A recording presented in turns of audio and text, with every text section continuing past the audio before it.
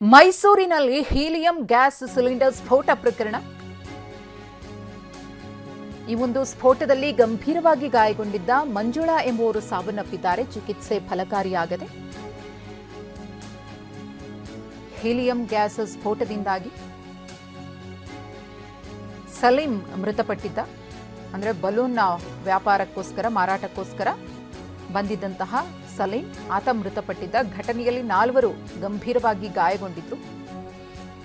ಆ ಪೈಕಿ ಮಂಜುಳಾ ಮೃತಪಟ್ಟಿದ್ದಾರೆ. ಹೂವಿನ ವ್ಯಾಪಾರಿಯಾಗಿದ್ದಂತಹ ಮಂಜುಳಾ ಸ್ಫೋಟದಿಂದಾಗಿ ಗಂಭೀರವಾಗಿ ಗಾಯಗೊಂಡಿದ್ರು.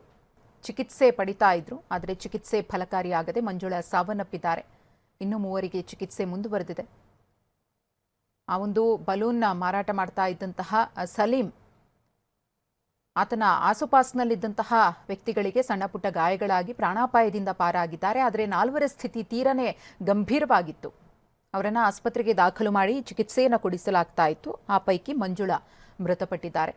15 ದಿನಗಳ ಹಿಂದೆಯಷ್ಟೇ ಆತ ಉತ್ತರ ಪ್ರದೇಶದಿಂದ ಮೈಸೂರಿಗೆ ಬಂದಿದ್ದ. ಬಲೂನ್ ಮಾರಾಟಕ್ಕೋಸ್ಕರ ಆತನ ಜೊತೆಗೆ ಒಂದಷ್ಟು ಮಂದಿ ಬಂದಿದ್ರು.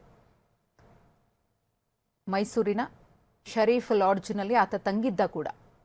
ಅರಮನೆಯ ಮುಂಭಾಗದಲ್ಲಿ ಬಲೂನ್ ಮಾರಾಟ ಮಾಡ್ತಾ ಇದ್ದಾಗ ಹೀಲಿಯಂ ಗ್ಯಾಸ್ ಸಿಲಿಂಡರ್ ಸ್ಫೋಟಗೊಂಡಿತ್ತು. ಈ ಕುರಿತು ಮತ್ತಷ್ಟು ಮಾಹಿತಿಯನ್ನು ಕೊಡ್ತಾರೆ ನಮ್ಮ ಪ್ರತಿನಿಧಿ ರಾಮ್.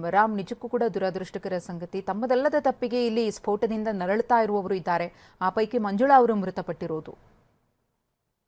ಖಂಡಿತವಾಗಿ ಮಧುಶ್ರೀಯನ್ನು ನಿನ್ನೆ ಅರಮನೆಯ ಬಳಿ ಬಲೂನ್ ಮಾರಾಟದ ವೇಳೆ ಏನು ಸ್ಫೋಟ ಸಂಭವಿಸಿತ್ತು. ಅದರಲ್ಲಿ ಸಾವಿನ ಸಂಖ್ಯೆ ಈಗ 2ಕ್ಕೆ ಏರಿದೆ. ಬಲೂನು ಮಾರಾಟ ಮಾಡ್ತಾ ಇದ್ದಂತಹ ಸಲೀಂ ಸ್ಥಳದಲ್ಲೇ ಸಾವನ್ನಪ್ಪಿದ್ರು.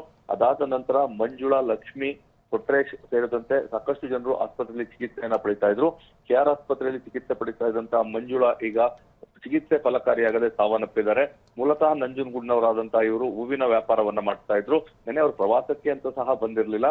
ಸಹಜವಾಗಿ ಮೈಸೂರಿಗೆ ಬಂದಿದ್ರು. ಅಲ್ಲಿಂದ ಅರಮನೆಯಿಂದ ಸ್ವಲ್ಪ ದೂರದಲ್ಲೇ ಇರುವಂತಹ ವೃತ್ತದಲ್ಲಿ ಅಲ್ಲಿ ಬಸ್ಸನ್ನ ಇಡ್ಲಿಕ್ಕೆ ಹೋಗ್ತಾ ಇದ್ರು.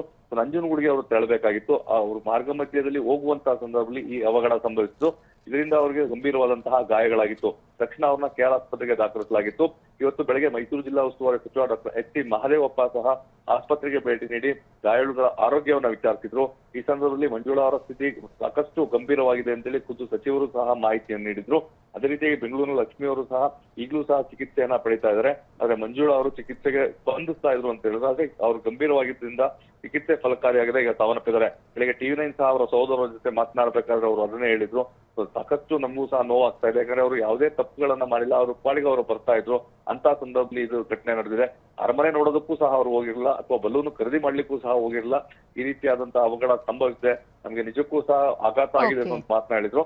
ಚಿಕಿತ್ಸೆ ಎಲ್ಲೋ ಒಂದು ಕಡೆ ಫಲಕಾರಿ ಆಗ್ತದೆ ಅನ್ನೋ ಒಂದು ನಿರೀಕ್ಷೆಯಲ್ಲಿ ಇರೋದು. ಆ ನಿರೀಕ್ಷೆ ಹುಸಿಯಾಗಿದೆ. ಈಗ ಮಂಜುಳಾ ಚಿಕಿತ್ಸೆ ಫಲಕಾರಿಯಾಗಿದೆ, ಸಾವನ್ನಪ್ಪಿದ್ದಾರೆ. ಸ್ಫೋಟ ಪ್ರಕರಣದಲ್ಲಿ ಸಾವಿನ ಸಂಖ್ಯೆ 2ಕ್ಕೆ ಏರಿದೆ. ಮಧುಶ್ರೀ, ಧನ್ಯವಾದ ರಾಮ್ ತಮ್ಮ ಮಾಹಿತಿಗಾಗಿ.